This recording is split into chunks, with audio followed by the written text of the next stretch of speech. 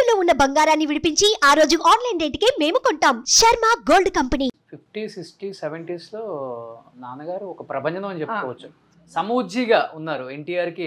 అంటే ఇద్దరి మధ్యలో నిలబడ్డాడు, ఆయన నిలదొక్కున్నాడండి. అవును, అది మాత్రం సెల్ఫ్ మేడ్ మా నాన్న.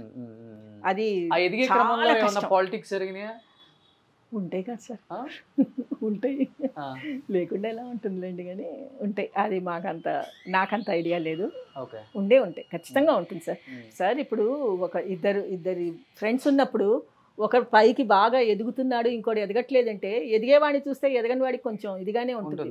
వాడిని ఎట్లా అన్నా సరే మనం దెబ్బ కొట్టి వాడిని ఓవర్టేక్ చేయాలి అన్న భావన అయితే వస్తుంది తప్పకుండా. 200% అట్లా చాలా మంది ఉన్నారు. బట్ అవన్నీ అయితే దాటుకొని వచ్చేసారు కదా. అన్ని దాటుకున్నాడు, నిలదొక్కున్నాడు, హ్యాపీగా ఉన్నాడు. ఆయన అయితే ఎన్నడూ బాధపడలేదు మా నాన్నగారు. కొంతమంది అయితే హీరోయిన్స్ బైకట్ చేసిన వాళ్ళు, వీళ్ళిద్దరితో వద్దనుకున్న వాళ్ళు కాంతారావు గారు సరసన చేశారు, వాళ్ళు స్టార్ హీరోయిన్ ఎదిగిపోయి. అంటే అప్పుడు బాయ్కాట్ అంటే నాకు తెలిసి ఒకటి కృష్ణకుమారి అనుకుంటాను. కృష్ణకుమారి గారు కృష్ణకుమారి గారిని కొంచెం ఇదే అయింది, అప్పుడు ఏదో గొడవ అయింది రామారావు గారి దీంతో. అప్పుడు అంటే అసలు అందరికంటే ఎక్కువ యాక్ట్ చేసింది కృష్ణకుమారి గారు మా నాన్నగారితో. అవును, 28 మూవీస్ యాక్ట్ చేసింది పెట్టండి కృష్ణకుమారి గారు హీరోయిన్గా. రాజశ్రీ 25 ఎంతో, కొంచెం తక్కువ అనమాట రాజశ్రీ గారు. ఇప్పటికి కూడా రాజశ్రీ గారికి ఎప్పుడన్నా ఫోన్ చేస్తే బాగా మాట్లాడుతుందండి, చాలా బాగా మాట్లాడుతుంది. నేను చెన్నైలో ఎప్పుడు కలుస్తుంటాను, చాలా మంచిది, చాలా బాగా మాట్లాడుతుంది. మన జమున గారిని బైకట్ చేశారు, నా ఇంటర్వ్యూలో కూడా చెప్పారు. అంతేనండి, ఏంటంటే పెద్దవాళ్ళ గొడవల్లో నలిగిపోయేది, మధ్యలో చిన్న వాళ్ళు నలిగిపోతారు. అవును, అది మాత్రం తప్పనిసరి సార్. ఇప్పుడు లేదు కానీ క్యాస్ట్ ఫీలింగ్ ఆ రోజుల్లో ఉండేదండి, భయంకరంగా క్యాస్ట్ ఫీలింగ్ చాలా ఉండేది. ఇప్పుడు లేదు, ఇప్పుడు అస్సలు లేదు, ఇప్పుడు క్యాస్ట్ ఫీలింగే లేదు. అందుకే కొంతమంది దాచేసుకుంటారు కూడా, ఒరిజినల్గా వాళ్ళు బ్రాహ్మిన్స్ అయినా చెప్పుకోరు. కానీ అప్పట్లో మాత్రం ఉండేది సార్, ఒక బ్రాహ్మడు ఎట్లా వస్తాడు, బ్రాహ్మిన్స్ తొక్కాలని చెప్పి. బట్ మ్యూజిక్ సైడ్ అంతా మొత్తం బ్రాహ్మిన్స్ ఏమండి, పాటలు పాడేవాళ్ళు బ్రాహ్మిన్సే, మ్యూజిక్ డైరెక్టర్లు ఉన్నారు బ్రాహ్మిన్స్, ఎంతమంది ఉన్నారండి ఇండస్ట్రీలో, లేకుండా ఎవరు లేదు. ఏమండి, ఎవరి ఫార్చ్యూన్ ఎవరు చెడగొట్టలేదండి, ఇది వాళ్ళకు ఉంటుంది. దేవుడు ఏదో ఒక దాంట్లో టాలెంట్ అనేది పెడతాట ప్రతి మనిషిలో, పెట్టకుండా ఉండడు. ఇంకా అంతే, ఆ టాలెంట్తో కొట్టుకురావాలి. ఎట్లా అయితే ఏమండి, మాకు కూడా చాలా గర్వంగా ఉంటుంది. ఆయన ఇంతమందిలో ఆయన నిలదొక్కుని ఈ లెవెల్కి పెరిగాడు. ఎంతమంది ఈరోజు కూడా కాంతారావు గారు అమ్మాయి అంటే చూడటానికి వస్తారండి, అంత మంచి పేరుంది. ఇంకా మా ఫాదర్కి పేరు అయితే ఉంది సార్. ఆ ఫోటో వెనకుంది, మీరు ముందున్నారు, ఇద్దరు ఒకేలా కనిపిస్తుంది. ఆయన పేరు అయితే పోలేదు సార్. ఆయన పేరును కూడా మేము ఎప్పుడు చెడగొట్టకూడదు, డిగ్రేడ్ చేయకూడదు అన్నదే ఒకటే కోరిక.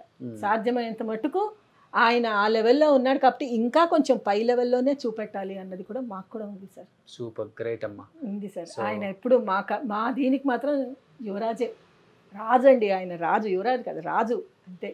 ఆ సినిమాల్లో వేసి నాకు అన్నిటికంటే ఆయన కత్తి పట్టుకునే స్టైల్ చాలా ఇష్టం అండి.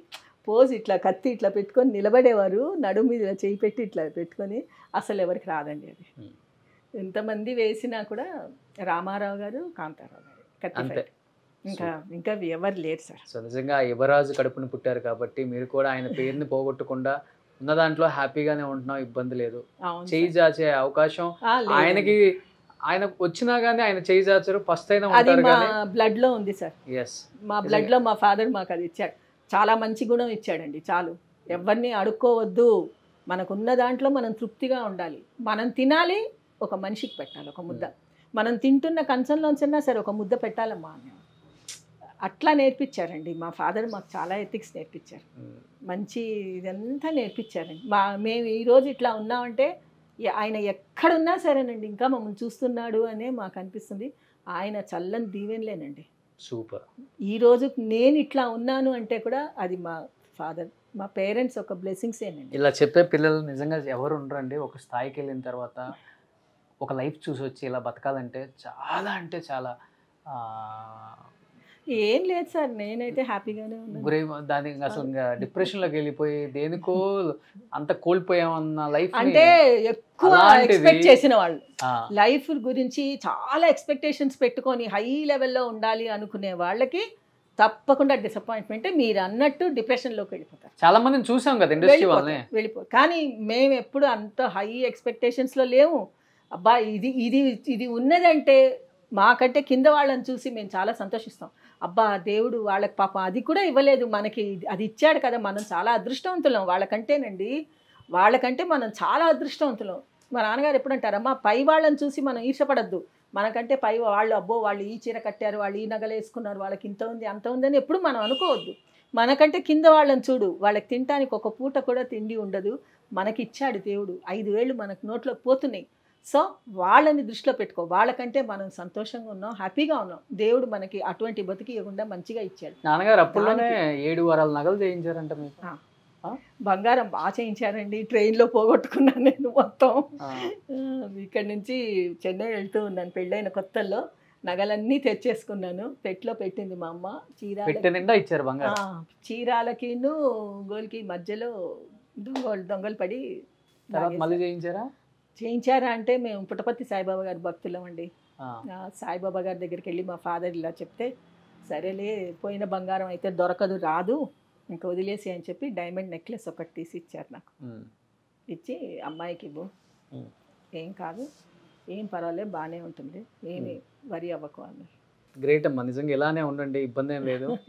దేవుడు నిజంగానే మంచి వాళ్ళని ఎప్పుడు కూడా బాగా చూసుకుంటాడు. ఉన్న దాంట్లోనే హ్యాపీగా ఉంచుతారు. పైకి తీసుకురాలేకపోయినా కానీ, కష్టపడితే పైకి వస్తారు డెఫినెట్గా.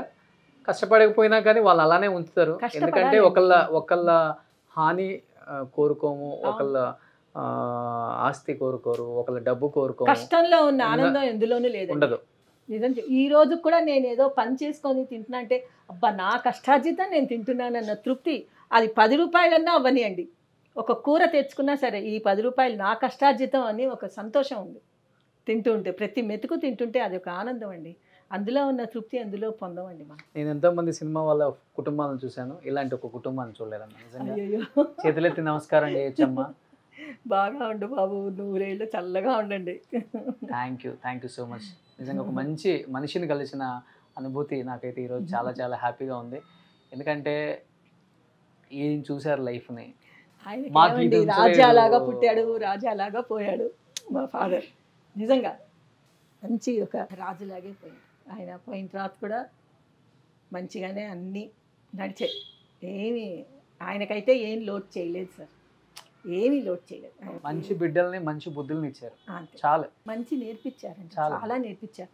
మా నాన్నగారు బాగా నేర్పించారు సార్. చెప్పినా చెప్పకపోయినా ఆయన అడుగుజాడల్లో మేము నడిచేవాళ్ళం. ఓ ఆయన అట్లా చేయట్లేదు అంటే అది మంచిది కాదు, అందుకే ఆయన చేయట్లేదు, సో మనం కూడా చేయకూడదు.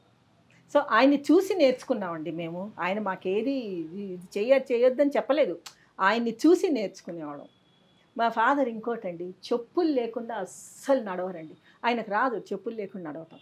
అట్లాంటిది ఒకసారి అతను ఎవరో తెలియదండి, పేరు గుర్తు రావట్లేదు, ఒక అతను దీంట్లో ఇచ్చుకున్నాడు, పేపర్లోనో ఇందులోనో, నేను కాంతారావు గారిని చెప్పులు లేకుండా నల్లకుంటా దీంట్లో చూశాను, రోడ్డు మీద నడుచుకుంటూ వెళ్ళటం, చెప్పులు కొనిచ్చాను అన్నాడు. వాడు వెంటనే ఎంత అంటే అసలు ఈయన చెప్పులు లేకుండా నడిచింది ఎప్పుడు. మా ఫాదర్ చెప్పులు లేకుండా. ఇంకోటి మా ఫాదర్ వైట్ కలర్ చెప్పులే వేస్తారండి ఎక్కువ. మా నాన్నగారికి వైట్ ఇష్టం. బయటకు వెళ్ళేటప్పుడు వైట్, ఇంట్లో ఉన్నప్పుడు బ్రౌన్. కానీ అసలు చెప్పు లేకుండా నడవరండి ఆయన. బాత్రూమ్కి కూడా వెళ్ళరు అసలు. ఆయనకి అలవాటు అంతే. అది లేకుండా కూడా ఆయన నడుస్తున్నాడు, చెప్పులు కూడా కొనుక్కోలేని స్థితిలో ఉన్నాడు అనేసరికి మాకు వాడిని పిలిచి లాగి ఒక్క లెంపకాయ కొట్టాలంత కోపం వచ్చింది. నువ్వు వేసుకుంటావో వేసుకోవో కానీ ఆయన మాత్రం చెప్పులు లేకుండా అసలు నడవరండి మా ఫాదర్.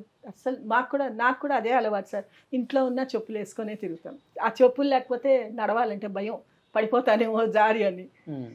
కంపల్సరీ వేసుకొని నాకు మా పెద్దన్నయ్యకి మాకు ఇద్దరికి చెప్పులు వేసుకొని నడవటం అలవాటే. ఇంట్లో వేసుకుంటాం, బయటికి వెళ్ళేటప్పుడు వేరే చెప్పులు. ఓకే. సో ఎనీహౌ ఇలానే హ్యాపీగా ఉండండి అమ్మా. ఇలా ఉండాలనే కోరుకుంటున్నాం ఇండస్ట్రీ అందరూ కూడా. ఇండస్ట్రీ పట్టించుకున్న వాళ్ళు పట్టించుకున్న వాళ్ళు ఎప్పుడు మీ కుటుంబాన్ని ఎలా ఉన్నారు వాళ్ళు అని అడిగే వాళ్ళు చాలామంది ఉంటారు. నన్ను చాలా మంది అడిగారు కూడా, కాంతారావు గారి కుటుంబం ఎలా ఉందని కూడా హెచ్చరించారు. బాగుండాలి, మంచి కుటుంబం వాళ్ళది, అలానే ఉండాలి అని చెప్పి చాలామంది కోరుకున్నారు. సో వాళ్ళ తరపు నుంచి మా తరపు నుంచి నిజంగా థ్యాంక్ యూ సో మచ్. అందరూ ఆ షిరిడి సాయిబాబా దయ వల్ల అందరూ నేను షిరిడి సాయిబాబా భక్తురాలండి. ఏం జరిగినా ఆయనే, అది మంచి అవ్వని చెడవని, చెడు జరిగిందని బాధపడను, మంచి జరిగిందని సంతోషించను. ఆయన ఏం చేసినా నా మంచి కోసమే చేశాడు, చాలు. థ్యాంక్ యూ అమ్మా.